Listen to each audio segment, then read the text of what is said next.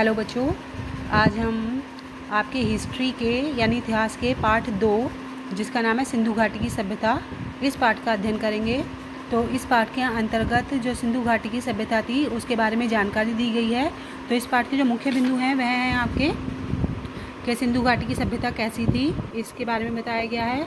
और सभ्यता की खोज जो थी वह किस प्रकार हुई थी, जो है उस समय की ये सिंधु घाटी की सभ्यता थी, उसके जो नगर निर्माण की प्रक्रिया थी वह किस प्रकार की थी, वहाँ के लोग किस प्रकार के वस्त्र और आभूषण पहनते थे, वहाँ की शिल्पकला कैसी थी, भवनों का निर्माण किस प्रकार होता था तथा नगरों के विकास की क्या स्थिति थी और उनका व्यापार व समाज किस प्रकार का था। तो इस पाठ के अंतर्गत इन सभी का अध्ययन किया गया है।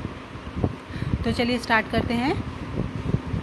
सबसे पहले है अंग्रेजी शब्द सिविलाइजेशन ग्रीक भाषा शब्द के सिविक से बना है जिसका अर्थ होता है नगर, और सभ्यता मानव का वह कार्य क्षेत्र है जहां वह अपने लिए एक सभ्य समाज, अच्छे घर व अच्छे वस्त्रों की कल्पना करता है।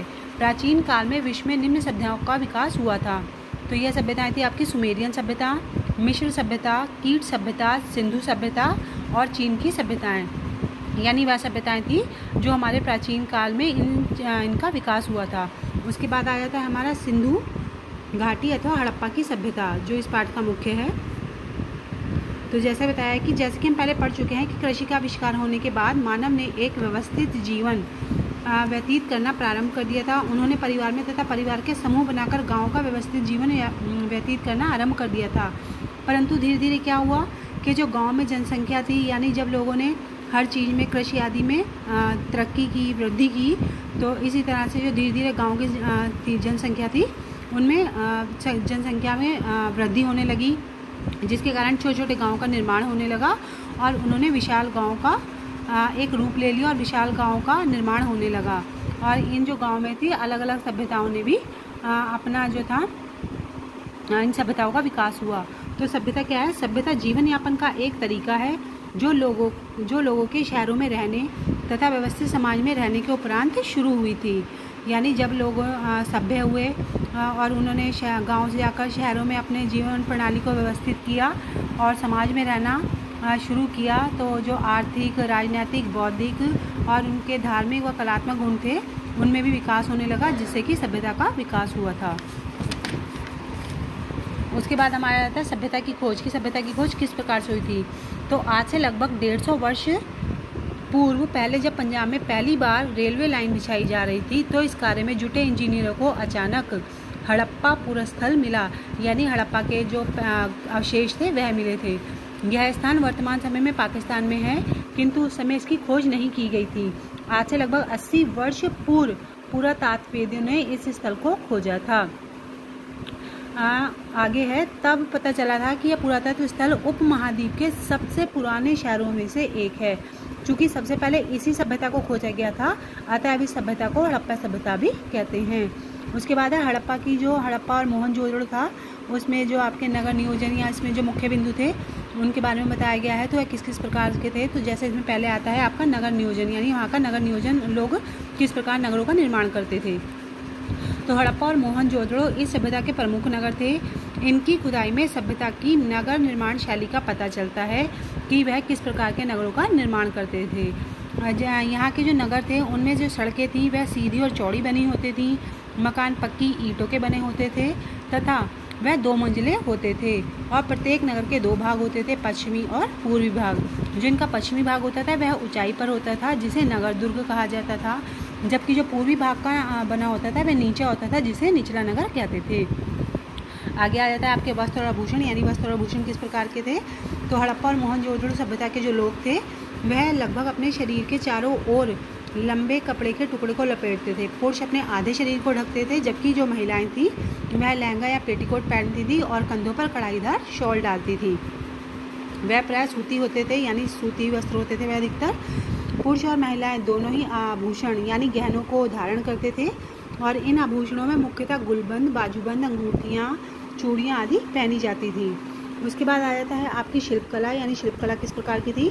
तो इस सभ्यता की खुदाई में तांबे और कांसे की बनी हुई कुल्हाड़ियाँ, दर्पण, आरी, कंघी, उस्तरा आदि प्राप्त हुए हैं, जिससे पता लगता है कि यह लोग जो थे वह विभिन्न प्रकार की धातुओं से परिचित थे और उनसे विभिन्न प्रकार की वस्तुएं भी बना लेते थे। उसके बाद आता है हमारा भवन निर्माण कला कि किस प्रकार के भवन यानी अपने घरों का निर्माण किस प्रकार से करते थे। तो आता है अवशेषों से मोहनजोदाड़ो और हड़प्पा सभ्यता के भवन मिले हैं। उस समय के जो भवन थे वह बहुत अच्छे ढंग से बनाए जाते थे। उनमें ताज़ी हवा व रोशनी का प्रबंध होता था। जो मकान होते थे वह पक्की ईंटों के बने होते थे और हड़प्पा की अपेक्षा जो मोहनजोदाड़ो के भवन जो थे वह अधिक बड़े होते थे। मकान की नींव उनकी चौड़ाई व मंजिलों को ध्यान में रखकर बनाई जाती थी। उसमें सीढ़ियों के अवशेष भी मिले हैं, परंतु यह सीढ़ियाँ का जो भाग होता था वह अधिक चौड़ा नहीं होता था। उस समय के भवनों में शौचालय, स्नानगृह, कुएँ आदि होते थे। मकान में रसोई घर भी होते थे जिसमें बर्तन रखने व सामान रखने के लिए अलमारियाँ भी बनी होती थी। उसके बाद आता है हमारा नगरों का विकास। नगरों का विकास किस प्रकार से था और कैसे किया था।